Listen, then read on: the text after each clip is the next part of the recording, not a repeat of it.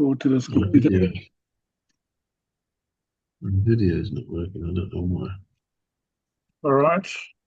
You put my video on. Okay. Okay. Yeah. So I don't know how controversial is that really, and I would question why does he only speak about Neanderthals? There are about 20 other known subspecies or species of humans which could fall into the same category as being just called human. Why do you call them all different things? There's, Denisovians, Homo erectus, Homo naledi, Floriensis, and Heidelbergensis, etc., etc. About 20 species if you go and look at the list in Wikipedia. What about them? But he's got a good point, I think, and I think it's valid. What do you guys think? Yeah, it does tend to be quite repetitive on the subject, but at the same time, how could they ever consider them to be a different species? Because as I understand it, I could be wrong, but different species can't interbreed successfully, as he did point out. Yeah, you didn't really go into detail in what, is there an official definition of what a species is? He didn't really say that, did he? Not really. He didn't address the point. Is there a biology convention which states that it must follow this and that rule, or is it just as he seems to imply? They just chose to call Neanderthals a separate species because it fitted their narrative. I don't know. So, yeah. I'm under the impression that every one of us has still got about 2%, maybe 5% or 4% of Neanderthal in our genome. So in my mind, there's no doubt. And the fact that there was interbreeding, they're definitely not separate species. But many of the things we've watched regarding ancient DNA are very carefully analyzed, in fact, which regions of the world has more Neanderthal genes even, and which has less. And the same for various other species, even Denisovians and so on. They're all intermingled with humans. So, yeah. I think all of us here today are old enough to, in our lives, have experienced encounters with knuckle draggers who we would consider to be below Neanderthal on the tree. Yes. That's a very specific, it's a very small sample and limited to Parliament. They naturally become politicians, do they? Okay. No, so nobody's going to be controversial and debate the other way or argue against what he's saying? I think this requires a lot of in-depth knowledge, scientific knowledge here. And I know that I'm as far below the level that is required for this subject as I am with a lot of cosmology subjects like quantum and so on. And I think a lot of us are in the same boat where the science here is actually pretty deep, I think. Yeah, but he's very persuasive and logical, I have to admit. So it's hard to argue against what he's saying. But I do question, why does he focus on Neanderthals? Yeah. I must say, I think that his narration here on this one was extremely good. And so often you can actually tell an AI bot who is doing the narration because of their inconsistency. They sort of seem to swap between American and British accent. But this guy is very good, I thought. Is he the same guy who does the history of the universe? I don't know. Oh, I did. What is his name? I can't remember. See if I can find it. So he does have a name then. Is there anything in the description? Not that I can see. Yeah, I don't know. Do you know who it is? It might be mentioned in the description of the video. Sometimes I do that. Yeah, it could be. I Yeah, I don't can't see think it's the anything in the same description. person, to be honest, but I'm not sure.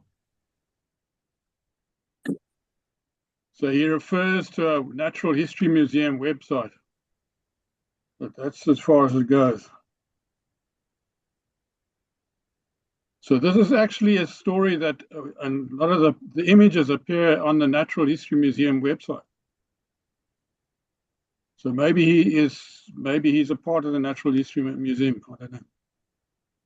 He's using all the same images, so I should imagine he's the same author as this information on the website. So I presume he's fairly. I can't see. Oh, Chris Stringer. So Oh, so he got a name. Oh, well yeah. done. So I saw that name appearing in the video. So this must be his name. Derek, I would like to ask you a question. I wonder whether some of the ancient humans, like, for example, the son of Southern Africa, and maybe also the Aborigines in Australia, do they also have Neanderthal genes, or is it more associated with Europeans where a lot of mixing took place? Do you know whether the ancient humans like the San, for example, also have Neanderthal genes? Yes, so we've watched some very interesting videos by some highly qualified biology people from around the world, and they've done this research and checked the DNA. And I think they did find that, if I might be mistaken, but I think Aboriginals don't have any Neanderthal DNA. They might have some Denisovan, I'm not sure, but I think Denisovan, it's more into the sort of maybe the Chinese, Mongol side from that area.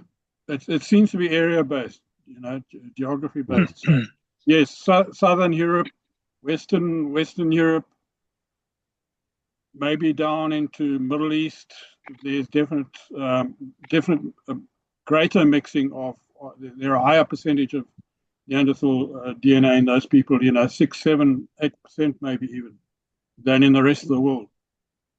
And I don't think there's anybody in Americas with Neanderthal DNA. I might be wrong. I might be remembering incorrectly, but there is a very defined sort of distribution around the world like that. I think we did cover this actually quite a while back, and Pierre was just mentioning about 3-4% DNA, Neanderthal DNA but I think, if I remember correctly, that is more or less restricted exclusively to the European origin. Homo sapiens. And they find no or very little in the African I was about to say that. population. I think they found just about 0 in African population, which is quite interesting. Yeah. I'm looking at Google, and it says, yes, Aboriginal Australians carry Neanderthal DNA similar to all modern non-African populations. Studies indicate they possess roughly 1 to 4% Neanderthal DNA, inherited from interbreeding events that occurred after modern humans left Africa, but before population was dispersed to Australia. They also carry Denisovan DNA. So they do have some, but lower percentages than in the sort of European areas. I know in countries like Spain and certain areas of Spain, it's a much higher percentage, and 1 or 2 other areas.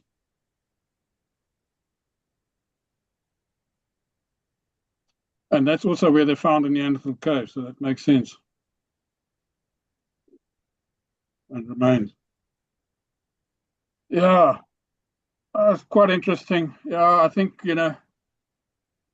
you go through for decades having the science cast in stone that it worked this way and that way and no other way, and then suddenly some clever dick comes along and changes it all. So my approach is just never say that is how it was.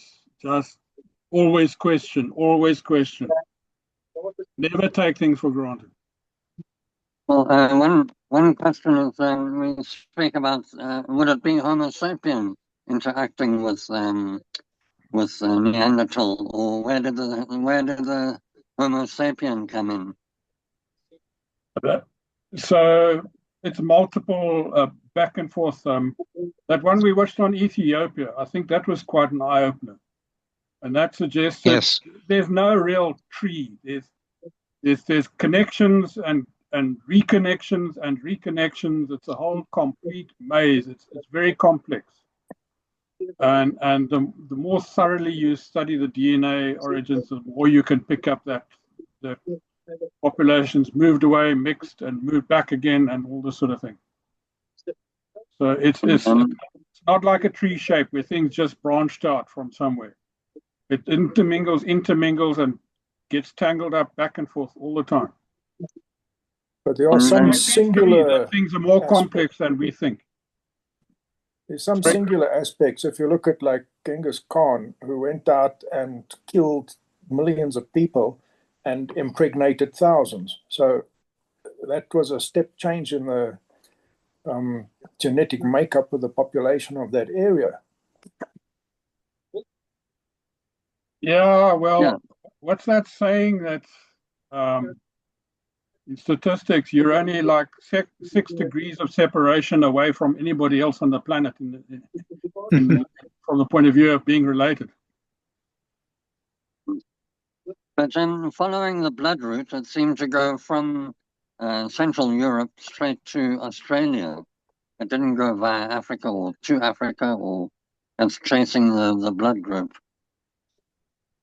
For some reason, Neanderthals seem to have been afraid of Africa, or not interested in Africa. Well, wonder why. Yeah. Oh.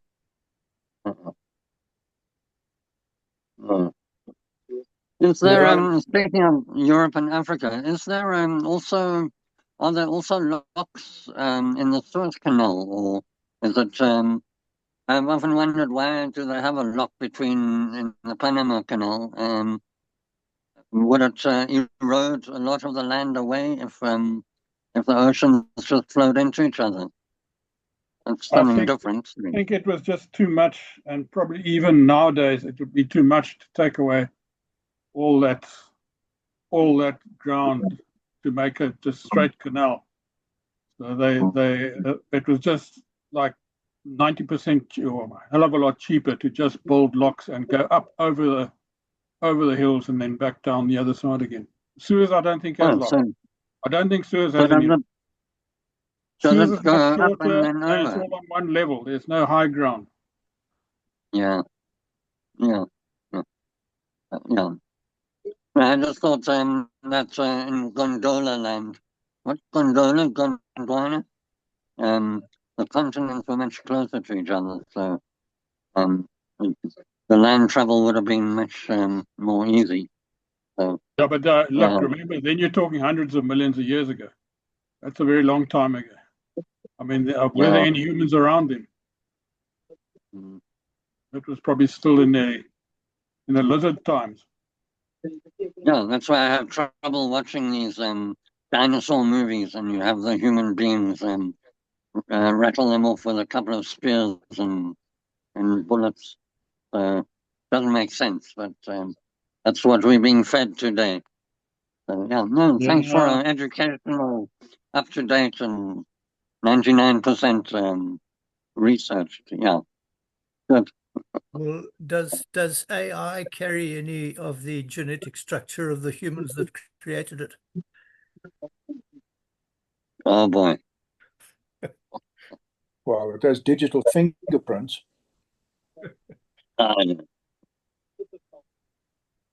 They'll have their own way of working out how that connection intertwined as well, I'm sure.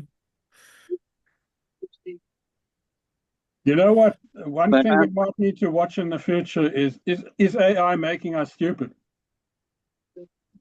Because it's taking away our capacities to think for ourselves. We don't have to think anymore. We don't have to work things out. Just ask AI, and unfortunately, then you have to believe it if you don't have a brain of your own.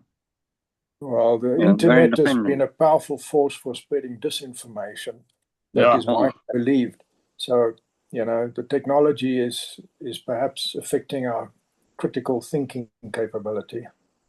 I was watching something where they pointed out that AI is not actually intelligence; it's just a huge conglomeration of usual events. Or I can't remember precisely, but it's just a huge conglomeration of not even theories, but episodes, and it's turned out very helpful in some spheres, but I often wonder whether astronauts will be put out of service because the AI is getting closer to what we're trying to find out, and as I mentioned before, the expenses of being able to withstand gravity forces and having air to breathe and water to drink, makes it far greater capacity to do everything mechanically. But anyhow, no, it's getting too wide. It's getting way too wide. Yeah, but you know what? When the machine breaks, you still got to have a mechanic there to fix it. No, but all the AI platforms have massive arrays of computers that take up vast tracts of land and absorb huge quantities of energy. It doesn't come close to the efficiency of the human brain. We might be imperfect and fallible, but the amount of computing power we have in our heads, our ability to memorize, and our versatility is still unmatched. And we don't have any way of putting that into a head-sized machine. Yeah, I think AI is incredible at the moment, but I think a lot of people imagine it to be actually more than it is. It hallucinates a lot. Yeah. You've got to be very critical of what you give it and what you understand by its response. But it doesn't have to be a human form if you try and say headspace and stuff like that. So, like an ant colony, they don't have borders; they're just everywhere. They're not separated by walls, or water might divide them for a while, but there's no division in pathways or accommodation for ants. So you can design it into the rocket device. It doesn't have to be an individual who moves around going from place to place. So, well, we've got a lot to learn. Our children are going to have either a fun time or a very hard time. So, with space exploration. So, yeah. No, thanks again. AI is a huge problem in learning institutions with faking stuff. A huge problem. Ask anybody that's involved in lecturing or teaching. Yeah. Cheating is a huge problem. Yeah. Can I just ask quickly before we shut down, Johannes Steenkamp? Johannes, may I just ask, are you the one that I have down on my membership list as Gert Steenkamp? Is that the same? That's correct, yes. That's correct. You are Gert Steenkamp then. I'm I've got you down as Gert. Should I change it to Johannes? No, Gert is fine. Gert is my second name, so Johannes is my first name. I'm comfortable with either of them. No problem. I'm just checking for the membership that I've got things right. Okay.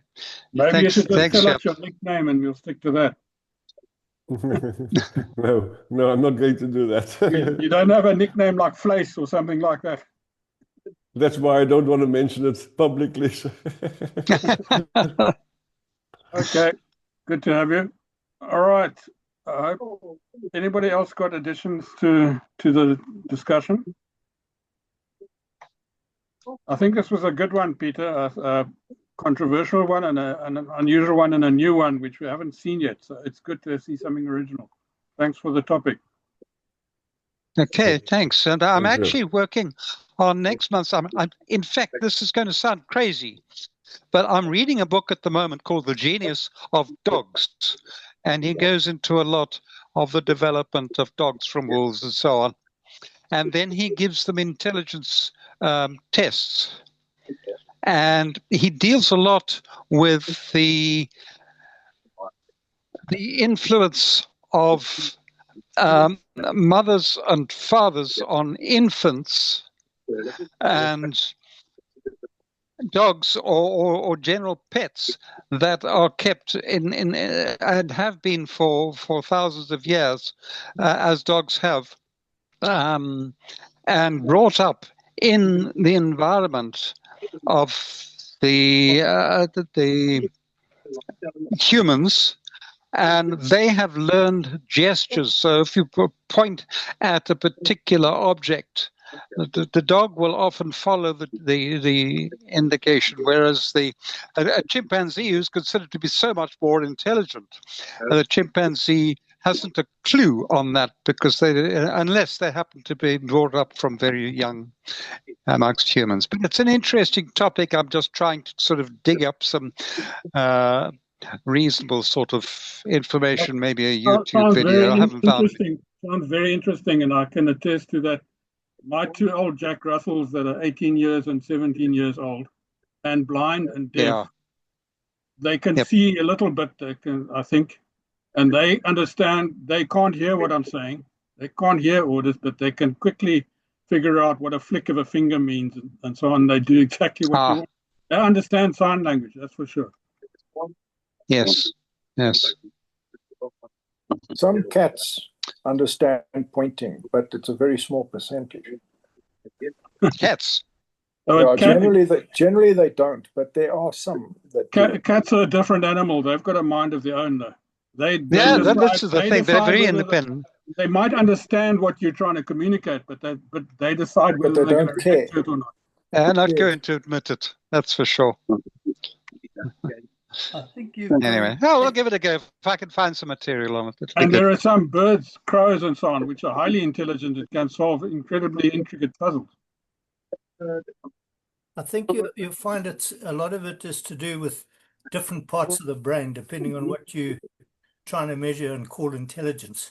But certainly with dogs, they find that the olfactory lobe, smelling, they're saying we can never get to the equivalent for a dog feeling coins in a pocket. We can't do it more than wearing gloves and trying to feel what's in our pocket.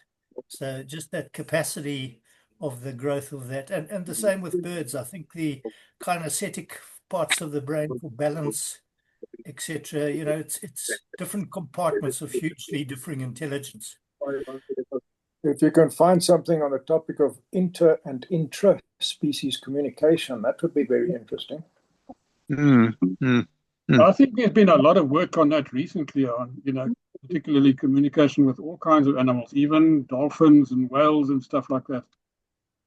I read a thing where people have interpreted chicken language and managed to communicate back to chickens, and they can from watching a chicken sounds and behavior, they can say that they can tell that the chicken's saying there's a crow flying overhead, watch out, or an eagle or something like that.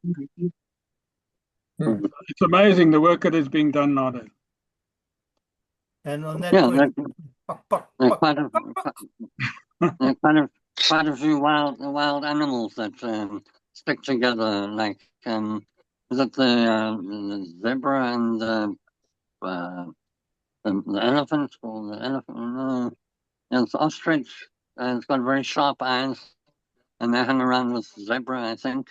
And then, there must be quite a lot of that communication. The normal ones, I think, are giraffe, zebra, and wildebeest. They seem to have three complementing senses that all help each other.